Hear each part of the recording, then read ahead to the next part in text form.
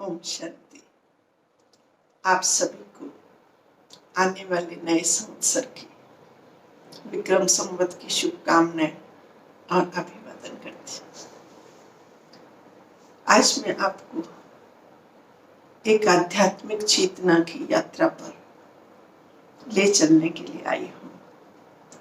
और इस सीरीज में मैं कुछ 10-12 एपिसोड बनाऊंगी और आप लोगों से विश्वास रखती हूँ कि आप सभी इन वीडियोस को आगे कम से कम 11 लोगों को जरूर शेयर करें और ऐसे व्यक्तियों को शेयर करें जो इन्हें सुने, समझे और इसके मर्म को जीवन में धारण करें। क्योंकि जब हम आध्यात्मिक ज्ञान से ओतप्रोत होते हैं तो जीवन में अविनाशी भाव आता है, निडरता आती है, मृत्यु का भय निकलता है और हमें जीवन जीने की मर्यादाएं पता लगती हैं और हम सद्मार्ग की तरफ जीने की विधि की तरफ प्रेरित होते हैं। और जब व्यक्ति में इनमें से एक भी कारण पैदा हो जाता है और वो आत्मा अच्छी तरह से जीवन जीने के लिए आगे बढ़ने की विधि में परिवर्तन करती है तो उसके अंतर्मन से निश्चित ही दुआएं निकलती है उसके लिए जिसने उस तक ये जागरूकता पहुंचाई। और इस तरह जब दुआओं का खजाना हमारे खाते में जमा होता है तो उससे हमारे जीवन की समस्याएं और परेशानियां निश्चित रूप से हल्की होती है और हम सफलता के नए आयाम छूने लगते हैं। तो इसी यात्रा में आपको ले चलने के लिए मैं सक्षम स्वयं को समझती हूँ। उसका कारण है, जैसा कि आप सबको विदित होगा कि 1993 में मेरे साथ एक घटना घटी जिसकी वजह से मैं कुछ क्षण के लिए अपने शरीर से बाहर हो गई। उस वक्त मुझे ये ज्ञान नहीं था कि ये मेरी मृत्यु है और मैंने मृत्यु का एहसास जीवन में कर लिया और न केवल मैं शरीर से बाहर निकली बल्कि उस क्षणों में मैंने उस परम शक्ति से मुलाकात भी की, ये भी जाना कि जीवन का लक्ष्य क्या है और हमें जीवन कैसे जीना चाहिए जिससे जीवन में आनंद और सुख शांति आए। और उन अनुभूतियों को लेकर जब मैं कुछ क्षणों के बाद वापस अपने शरीर में लौटी तो उसके बाद मेरा दृष्टिकोण जीवन के प्रति बदल चुका था और उसी कारण से आज मैं आप लोगों के समक्ष ये आध्यात्मिक सीरीज लेकर उपस्थित हूँ। क्योंकि मैं जानती हूँ आध्यात्मिक चेतना से इस समाज की, हमारे परिवार की और देश संसार की सारी समस्याओं का हल पाया जा सकता है। तो आज का पहला विषय हमारा होगा कि गीता का ज्ञान सुनाने वाले क्या श्री कृष्ण भगवान हैं या वो देवता हैं, और दूसरा कि क्या श्री कृष्ण ने ही गीता ज्ञान सुनाया है या वो गीता ज्ञान सुनाने वाली शक्ति उस समय कोई और है जो स्वयं अपना परिचय उसमें दे रही है। आप सभी लोगों ने गीता पढ़ी होगी, उसके बारे में सुना होगा। अगर नहीं पढ़ी तो मेरा निवेदन है अब फिर से लेकर बैठिए और उसे इस उत्सुकता के साथ पढ़िए कि उसके दूसरे अध्याय में कैसे ज्ञान देने वाला कह रहा है कि आप शरीर नहीं हैं, अर्जुन तुम शरीर नहीं हो और तुम्हारे सामने खड़े ये सभी युद्ध क्षेत्र में उपस्थित लोग भी शरीर नहीं है, जिनको मारने के शौक से और पाप लगने के डर से तुम युद्ध नहीं करना चाहते। वो सभी अजर अमर अविनाशी आत्माएं हैं और तुम भी एक आत्मा हो। इसी तरह 9वें, 15वें, 16वें और 11वें अध्याय में जहाँ विराट रूप का वर्णन कर रहे हैं, वहां भी वो गीता ज्ञान सुनाने वाली शक्ति स्वयं स्पष्ट शब्दों में कहती है कि हे अर्जुन, तुम जो मुझे देख रहे हो, मुझे समझ रहे हो, वो मैं नहीं हूं, मैं ये शरीर नहीं हूं। मैं तो अपनी शक्तियों को इन करके उन शक्तियों के द्वारा स्वयं प्रकट होता हूँ, इसीलिए मैं स्वयं हूँ, मैं अजन्मा हूँ। और जो मृत्यु को प्राप्त होते हैं वो मैं नहीं हूँ। मैं जो हूँ मुझे तत्व से जानो। मैं सच्चिदानंद घन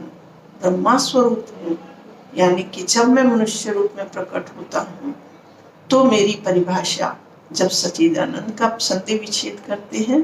तो यही शब्द निकलते हैं, सत्य चैतन्य आनंद स्वरूप और घन स्वरूप। यानी कि अगर मैं सिर्फ अपने स्वरूप को प्रकट करूं तो वो धुआं या बादल समान आपको महसूस होगा, और अगर मैं किसी देह में प्रकट होता हूँ तो वो ब्रह्मा के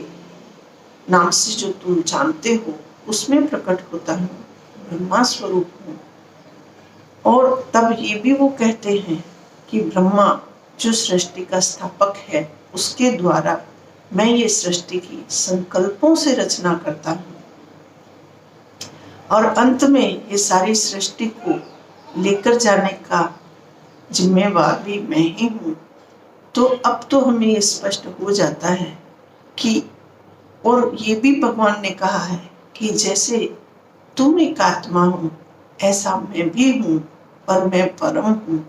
मैं अलग रहता हूँ, मेरा परम धाम है, मेरा स्थान है, और मैं जन्म मरण में नहीं आता, इसलिए मैं तुम्हारी तरह कर्मों में लिप्त नहीं होता हूँ, पाप पुण्य मुझे नहीं लगते, और मैं सारे सुखों भोगों घर से भी निवृत्त अलग रहता हूँ, परे रहता हूँ। तो ऐसा स्पष्ट करने वाला निश्चित रूप से श्री कृष्ण नहीं हो सकते। श्री कृष्ण तो देवता हैं जिन्होंने माँ देवकी के जन्म लिया, यशोदा से पालन पोषण लिया, और फिर जंगल में एक शिकारी के तीर लगने की वजह से मृत्यु को प्राप्त हुए। उसमें भी उन्हें श्राप लगा जो कि गांधारी का था, उसको भी वर्णन किया गया है। तो निश्चित रूप से ये ज्ञान सुनाने वाला, गीता का ज्ञान सुनाने वाला वो कोई अन्य शक्ति है, और जब ये जागृति वो परम शक्ति है, वो सबसे न्यारी परम और पाप पुण्यों से अलग निर्लिप्त चेतना है, जो हमारी ही तरह, जिस तरह गीता में भगवान ये भी कहते हैं कि जिस तरह मनुष्य 9वें अध्याय में कहते हैं कि अपनी कर्मेंद्रियों और विषयों के सागर में इतना आनंदित हो जाता है, इतना लिप्त हो जाता है कि उनके मोह में पड़कर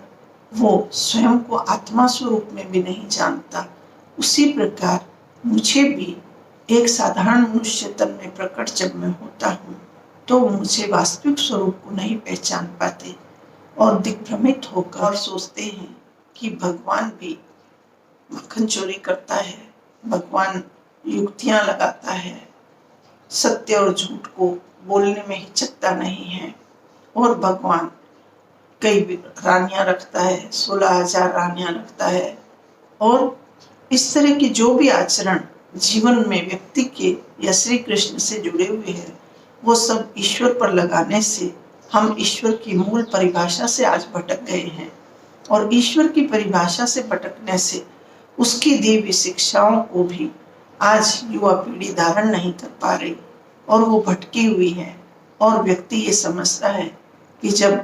परमात्मा ही ऐसा कर सकते हैं या करते हैं, करे बिना नहीं रह सकते, तो हमें तो करना ही होगा,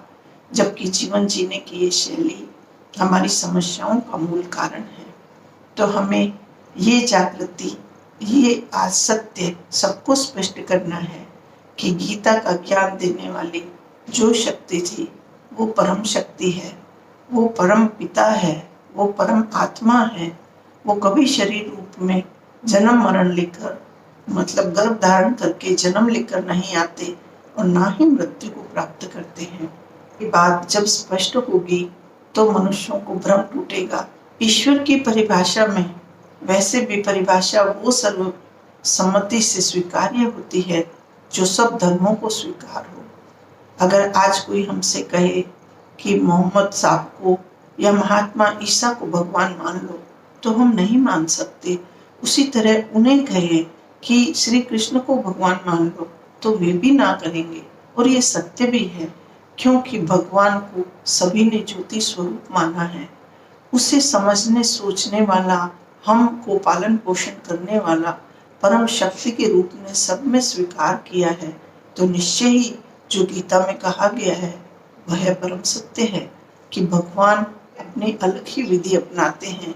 और वो स्वयं जो है वो कर्मों के प्रभाव से निर्लिप्त है, निर्लेप है। लेकिन इस टाइटल को आज शास्त्रों में भ्रमित होकर मनुष्यों ने आत्मा से जोड़ दिया और आत्मा पाप कर्म करने से आज पाप कर्मों में लिप्त हो रहे हैं। तो मुझे उम्मीद है इसको विषय को स्पष्ट रूप से समझकर जब हम बात करेंगे तो हम युवा पीढ़ी को ये समझा सकेंगे कि हमें उस परम शक्ति परम पिता ने जो कहा है कि जब जब धर्म ग्लानि होती है गीता के 4 अध्याय में, तब तब मैं प्रकट होता हूँ इस विशेष विधि से जिससे मैं माया पे अपना कंट्रोल करके शरीर को धारण कर सकता हूँ। लेकिन साधारण बुद्धि वाले मनुष्य जब स्वयं को भी अपने आत्मा स्वरूप में नहीं पहचानते, स्वयं को भी विस्मृत किए हुए भूले हुए बैठे हैं, तो मुझे परम शक्ति को, परमात्मा को एक साधारण तन में प्रकट हुआ हूँ, उन्हें ज्ञान सुनाने के लिए, उनका उद्धार करने के लिए, ये वो कैसे पहचान सकते हैं। और उसको पहचानने के लिए उन पर मेरी कृपा होना बहुत जरूरी है। मेरी मदद के बिना वे इस रहस्य को नहीं समझ सकते। लेकिन उन्होंने ये भी स्पष्ट किया है कि जो जो श्रद्धा से और संशय के बिना, डाउटफुल माइंड के बिना अगर मुझे समझने की कोशिश करता है, तो मेरी ये कृपा उस हर आत्मा मनुष्य पर होती है कि वो मुझे जान सके। तो आपसे उम्मीद है कि आप स्वयं इस बात को प्यार से समझें और अपने बच्चों को, साथियों को समझाएं, जिससे कि हम धीरे धीरे समाज में, हमारे देश में जो कि विश्व गुरु बनने के लायक है, वो सिर्फ इसी वजह से कि हम आध्यात्मिक ज्ञान के स्रोत को हमारे यहाँ रखे हुए हैं, लेकिन हम उसका विश्लेषण नहीं कर पाते, उसको जीवन में उतार नहीं पाते, और इसे हम प्रचारित प्रसारित करेंगे और धारण करेंगे। मुझे ये भी आशा है कि आप इस पे जो भी आपके मन में प्रश्न आए होंगे उनको जरूर शेयर करेंगे, और भी कोई शंका आपकी है तो मैं आपका समाधान करने का पूरा प्रयत्न करूंगी और सफल भी रहूंगी, क्योंकि ईश्वर ने मुझे वो विशेष अनुभव जो कराए हैं, एहसास कराया है, मैं सौभाग्य समझूंगी कि आप लोग मेरे इस अनुभव का लाभ ले सकें और इस तरह हम सब आगे बढ़कर इस आध्यात्मिक चेतना यात्रा को जरूर सफल करें। ओम शांति।